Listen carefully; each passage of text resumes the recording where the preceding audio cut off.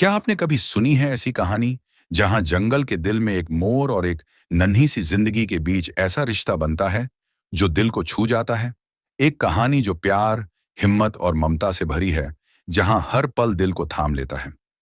ये कहानी है एक मोर, एक बच्ची और उनके बीच के उस अनोखे बंधन की, जो ना खून से बना, ना नाम से, बल्कि दिल के एहसास से।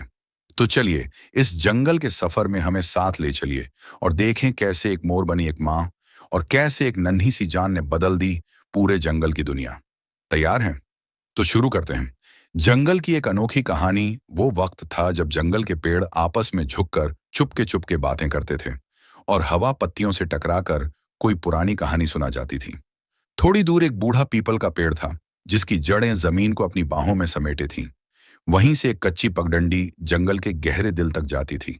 उसी पगडंडी पर एक मोर और मोरनी रोज की तरह टहल रहे थे। मोर हमेशा थोड़ा घमंडी, गर्दन ऊंची, चाल में शाही ठाठ और पंखों में जैसे कोई राज छुपा हो। मोरनी का मिजाज अलग था, खामोश, गहरी, और उसकी आंखों में एक अधूरी सी उम्मीद ठहरी रहती। उस दिन जब वो पगडंडी के मोड़ पर पहुंचे, एक हल्की आवाज ने उन्हें रोक लिया। एक नन्ही बच्ची के रोने की आवाज। मोरनी की चाल थम गई, गर्दन झुकी और कान उस आवाज की तरफ उठ गए। मोर ने फौरन कहा, कहीं कोई शिकारी होगा, लौट चलो। पर मोरनी नहीं मानी। ये आवाज शिकारी की नहीं, एक प्यारी सी जान की है, उसने कहा। धीरे धीरे वो झाड़ियों के पास गए। वहां एक मंजर ने उनका दिल चीर दिया। एक नन्ही बच्ची, नंगी, मिट्टी में लिपटी, जमीन पर पड़ी थी।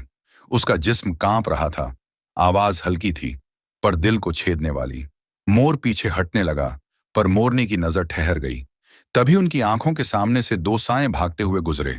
एक लड़का और एक लड़की, कपड़े बेतरतीब, चेहरों पर उलझन। एक पल में मोरनी ने समझ लिया, ये बच्ची उनकी है और वो इसे छोड़कर अपने गुनाह मिटाने जा रहे हैं। मोरनी ने धीरे से आगे बढ़कर बच्ची को अपनी चोंच से छुआ। उसकी हल्की सांसें सुनी। जिंदा थी, पर बहुत नाजुक। मोर पीछे से बोला, क्यों मुसीबत मोल ले रही हो? इंसानों के मसले में पड़ना ठीक नहीं। पर मोरनी की आंखों में आंसू थे। उसे याद आया, वो खुद कभी मां नहीं बन पाई थी। उसने अपने पंखों के नीचे बच्ची को संभाल लिया और मोर चुपचाप देखता रह गया। शाम ढल रही थी। जंगल के ऊपर नीली धुंध फैल रही थी और दूर से किसी कौवे की आवाज गूंज रही थी। मोरनी बच्ची को लेकर अपने पुराने बसेरे की तरफ चली। उसका दिल अब खाली नहीं था। उसमें एक रिश्ता था, माँ और बच्ची का। पर उसे नहीं पता था कि यह रिश्ता एक बड़ा तूफान लाने वाला है। रात जंगल पर छा गई थी। हवा में ठंडक, पत्तियों की सरसराहट और कभी कभी दूर से किसी जानवर की आवाज। सब मिलकर ऐसा माहौल बना रहे थे जैसे कोई अनकहा डर जंगल की हवा में तैर रहा हो। मोरनी के पंखों के नीचे वो नन्ही सी जान चैन से सो रही थी।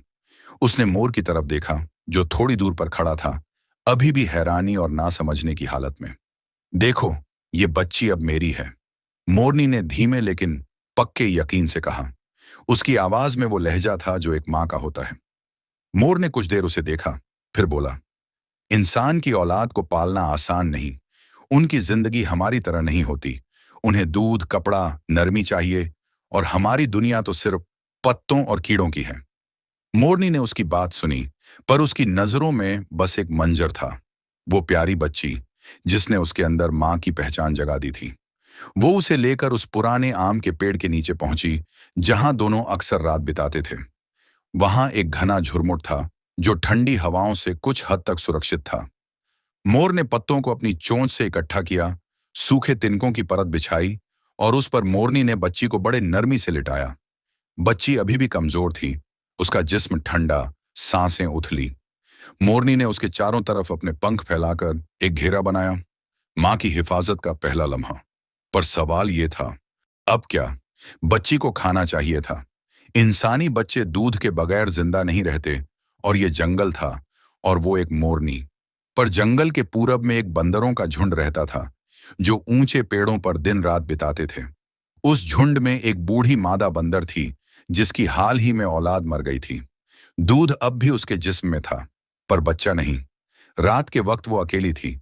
सुबह की पहली रोशनी फैली तो वो घूमती घूमती आम के पेड़ के पास आ निकली। बच्ची के रोने की आवाज सुनकर वो रुक गई। उसकी आंखों में अजनबीपन था, पर एक अजीब सी कशिश भी। मोरनी ने बच्ची को सीने से चिपकाया और देखा कि मादा बंदर धीरे धीरे करीब आ रही थी। उसने झुककर बच्ची को देखा।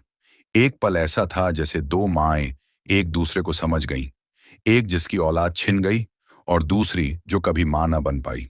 मोरनी ने बच्ची को धीरे से आगे सरकाया। मादा बंदर ने ममता भरी झिझक के साथ बच्ची को गोद में लिया और वही हुआ जिसकी सबसे ज्यादा जरूरत थी। बच्ची को दूध मिल गया। मोर दूर से सब देखता रहा, फिर चुपके से एक टहनी पर बैठ गया। अब उसे समझ आ रहा था कि यह रिश्ता मुमकिन था, मुश्किल पर मुमकिन। अगले दिन जब सूरज की किरणें पेड़ों की दरारों से छनकर जमीन पर पड़ी, बच्ची की सांसें गहरी हो गई थीं।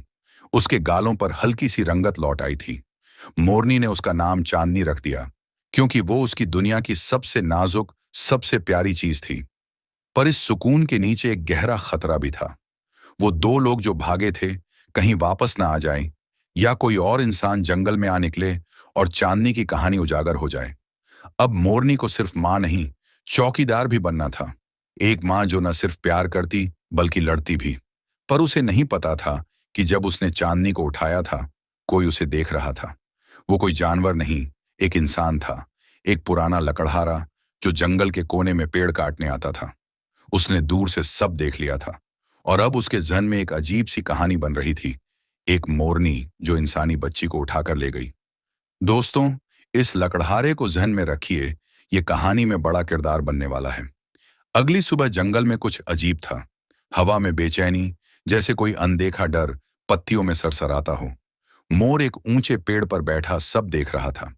नीचे मोरनी ने चांदनी को अपने नरम पंखों में छुपा रखा था, जैसे कोई मां अपनी औलाद को खतरों से बचाए।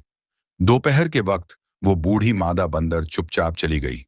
शायद उसे अंदाजा हो गया था कि ये दुनिया अब उसकी नहीं। मोरनी अकेली रह गई, पर हिम्मत से भरी।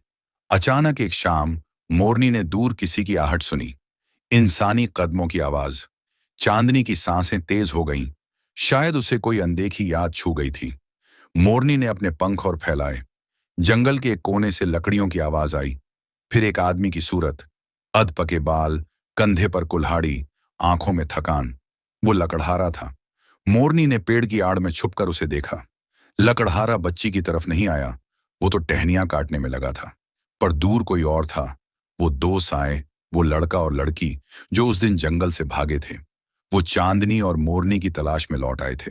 सवाल ये था, उन्हें कैसे पता चला कि बच्ची मोरनी के पास है और जिंदा है? इसका खुलासा आगे होगा। उस दिन वो दोनों मोरनी और चांदनी को नहीं ढूंढ पाए। मोरनी ने चांदनी को पंखों में लपेटा और झाड़ियों की तरफ खिसकने लगी। उसने वो जगह छोड़ दी जहां कई रोज से ठहरी थी। अब हर पल उसकी कोशिश थी कि चांदनी को इंसानी नजरों से बचाकर किसी सुरक्षित कोने में ले जाए। पर जंगल अब पहले जैसा नहीं था। कहीं शिकारी का जाल लटका था, कहीं जमीन पर इंसानी बूटों के निशान। मोरनी को समझ आ गया था कि अब सिर्फ पंखों से नहीं, दिमाग से भी उड़ान भरनी होगी। एक दिन मोरनी चांदनी के साथ जंगल में थी। अचानक एक आवाज आई, वो यहीं कहीं होगी। मोरनी की रूह कांप गई। वो लड़का और लड़की फिर जंगल में थे। लड़की बार बार कह रही थी, अगर कोई देख लेगा तो सब खत्म हो जाएगा, हमें वो बच्ची चाहिए। अब जंगल की खामोशी टूट चुकी थी। मोरनी की आंखों में आग थी, एक तूफान जो किसी भी कीमत पर चांदनी की हिफाजत में रुकावट नहीं सहने वाला था। मोरनी ने डरते हुए चांदनी को अपने पंखों में और कस लिया। उसने अपनी सारी ताकत संजोकर उसे घास के झुरमुट में छुपा दिया। पर उसके कानों में अभी भी उन दोनों की आवाजें गूंज रही थीं। वो करीब आ रहे थे, शोर मचाते हुए, ताकि किसी को शक न हो। ये खतरनाक था और मोरनी को इसका पूरा अंदाजा था। मोरनी ने धीरे से पंख हिलाए और चांदनी को ध्यान से पकड़कर आगे बढ़ने लगी। उसके पैरों के नीचे खामोशी थी। तभी वो दोनों, लड़का और लड़की, मोरनी के नजदीक पहुंचे। उनके चेहरे शिकारी जैसे थे, नजरें छलने वाली। मोरनी को समझ आ गया कि अब छुपना मुमकिन नहीं, उसे अपनी ताकत दिखानी थी।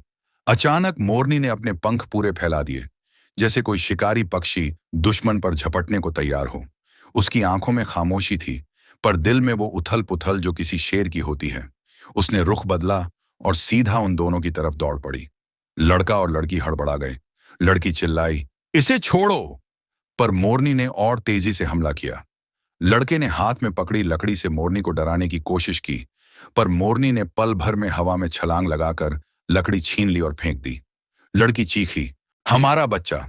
पर मोरनी ने अपनी चोंच से उनकी आवाज दबा दी। वो अब उनके सामने थी, पंखों का जाल बनाकर, जैसे कोई माँ अपनी औलाद के लिए जंग लड़ रही हो। लड़का और लड़की डर गए।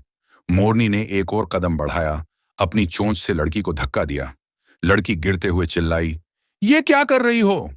मोरनी ने चांदनी को पंखों में लपेटा और हवा में उड़ गई। उसकी उड़ान अब तितली की तरह नहीं, बल्कि एक शिकारी की तरह तेज और खतरनाक थी। पर सवाल बाकी था, उन दोनों को कैसे पता चला कि चांदनी मोरनी के पास है? दरअसल जब वो लड़का और लड़की चांदनी को जंगल में छोड़कर भाग रहे थे, लड़की ने पलटकर देखा। उसकी नजर मोरनी और चांदनी पर पड़ी। उसने देखा कि मोरनी बच्ची को प्यार से चोंच में लिए जा रही है। उसकी आंखों में बेपरवाही की जगह अब उलझन थी। उसने लड़के से कहा, देखो, वो बच्ची मोरनी के पास है। लड़के ने भी देखा और उनके दिल में डर समा गया। अगर ये बात खुल गई तो उनका रिश्ता बर्बाद हो सकता था। वो चांदनी को खत्म करने लौटे, पर तभी एक शेर की दहाड़ ने उन्हें रोक दिया। उनकी सांसें थम गईं। डर के मारे वो भाग गए, पर बाद में फिर लौट आए। मोरनी ने चांदनी को जंगल के गहरे हिस्से में ले जाकर छुपा लिया। दिन गुजरते गए और चांदनी धीरे धीरे बड़ी होने लगी। मोरनी उसके लिए कभी शहद लाती, कभी फल चबाकर खिलाती, कभी बंदरियां का दूध। चांदनी की मुस्कान मोरनी के दिल में बसने लगी थी। एक दिन जंगल में एक बूढ़ा हकीम अपनी झोली में जड़ी बूटियां लिए टहल रहा था। उसकी नजर मोरनी और चांदनी पर पड़ी। वो हैरान हुआ, एक मोरनी के पास इंसानी बच्ची। उसने मोरनी से पूछा, क्या ये तुम्हारी है? मोरनी ने चोंच से चांदनी को और पास खींच लिया। हकीम ने कहा, यह बच्ची जंगल में सुरक्षित नहीं, मेरे साथ मेरी झोपड़ी चलो। मोरनी ने हिचकते हुए हामी भरी। हकीम उन्हें अपनी झोपड़ी ले गए, जो मिट्टी और बांस की बनी थी। वहां चांदनी का नाम मुस्कान रखा गया। हकीम ने मुस्कान को जड़ी बूटियों का इल्म सिखाया और मोरनी उसकी मां बनी रही। मुस्कान बड़ी होने लगी और उसकी समझ बढ़ने लगी। वो जंगल और इंसानियत के रिश्ते को समझने लगी थी। कई साल बाद एक शहजादा शिकार के लिए जंगल में आया। एक जंगली सुअर ने उस पर हमला किया और वो जख्मी हो गया। उसके सिपाही उसे हकीम की झोपड़ी ले गए, जहां अब सिर्फ मुस्कान और मोरनी थी। मुस्कान ने शहजादा का इलाज किया। उसकी सादगी और हुनर ने शहजादा का दिल जीत लिया। शहजादा ने महल में मुस्कान की तारीफ की, पर वहां पता चला कि हकीम की कोई बेटी नहीं। शहजादा वापस झोपड़ी गया और हकीम ने सच बताया। मुस्कान को उन्होंने जंगल में पाया था, मोरनी के पास। शहजादा ने मुस्कान और हकीम को महल बुलाया। बादशाह ने मुस्कान को अपनी बहू बना लिया। बादशाह को मुस्कान की असली पहचान जाननी थी। लकड़हारे ने सच बताया। उसने उस दिन सब देखा था। मुस्कान के असली माँ बाप सामने आए। वो एक ऊंचे खानदान के नौजवान और एक गरीब लड़की थे, जिन्होंने इज्जत बचाने के लिए मुस्कान को जंगल में छोड़ दिया था। मुस्कान ने उन्हें माफ कर दिया, पर कबूल नहीं किया। एक दिन मोरनी ने हमेशा के लिए आंखें मूंद लीं। मुस्कान ने उसे संगमरमर की पट्टी के नीचे दफनाया, जिस पर लिखा था, मां जिसने मुझे जन्म नहीं दिया, पर मां से बढ़कर चाहा। महल में मुस्कान की कहानियां गूंजती थीं। वो अब रियासत की जान थी, पर उसका दिल हमेशा मोरनी के पास था। कहानी खत्म हुई, पर रिश्ता नहीं, क्योंकि मां कभी कभी पंखों वाली भी होती है, जैसे मोरनी थी।